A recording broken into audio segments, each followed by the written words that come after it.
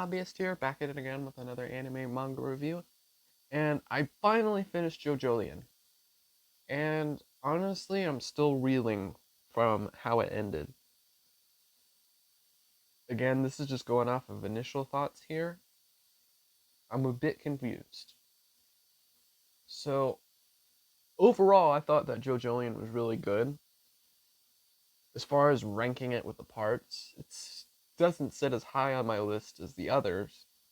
I think that the biggest reason for that has to do with the fact that Toru was introduced very late. I think that should have been like the first sign for me that Toru wasn't going to be as immediately compelling as any of the other villains. When I'm comparing it as far as like Steel Ball Run to Jojolion, one thing that I did like that Jojolion did better with Steel Ball Run is the dynamic with the stand fights is very different this time.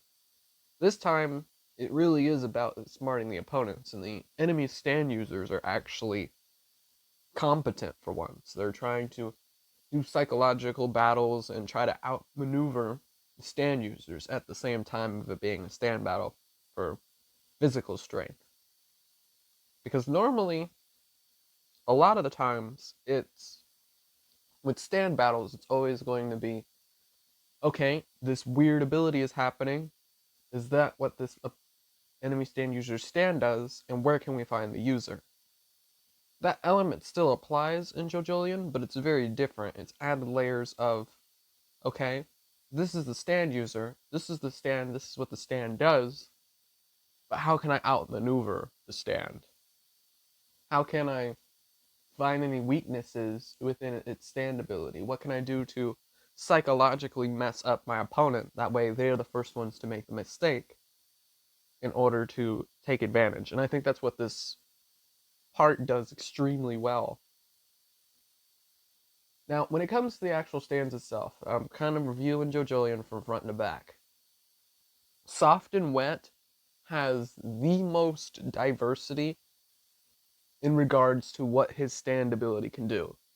Because at the end of Jojolion, we learned that Soft and Wet's bubbles are actually pockets that hold spin. If you remember from part 7, where they learn the infinite rotation and golden spin in order to beat Funny Valentine, these lines that are inside of Soft and Wet's bubbles are key to overcoming the chain of calamity that is Wonder Review.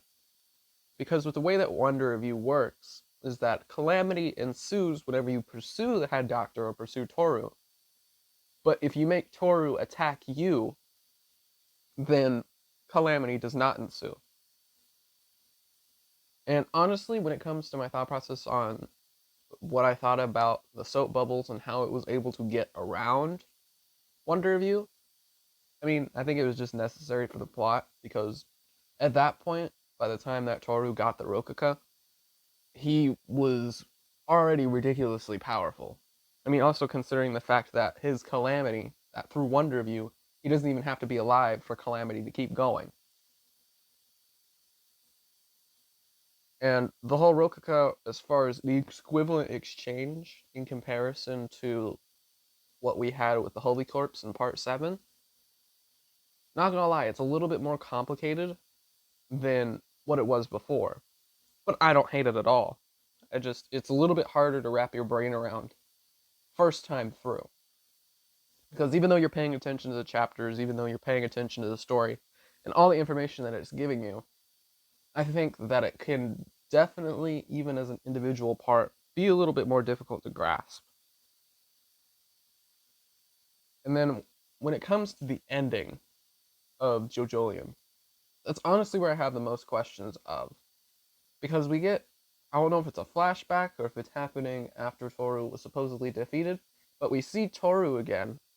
And then, of course, we have old Lucy Steele from previous with Steel Ball Run. And then we also have Joseph Joestar. Not gonna lie, with the way that his design is now in this continuity, I thought it was Jotaro, but hey, it's okay to be wrong. The Clacker Volley and Hermit Purple were the dead giveaway that it was Joseph. But some reason, the little leaf style that he has on his head made me think that it was just a modified versions of JoJo's hat. So that's where my misdirection led me. And then Radio Gaga was an interesting phenomenon.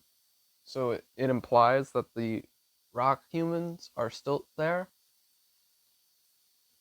which isn't a problem, but now the question becomes, now that we know that we're going after the rokaka, how does part 9 going to be able to tie into all this? Because Toru is technically still alive, because Calamity is a constant that always exists, so he can always come back, per se.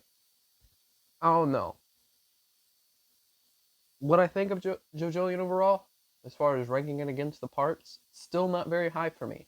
But as far as my overall opinions on Jojolion, I'm satisfied with it. I think that there was a lot of cool ideas, but I think the ending probably has me the most confused more than anything. If you guys could help me clarify what I'm supposed to intend to receive the ending of Jojolion as, I would love your guys' thoughts in the comments below.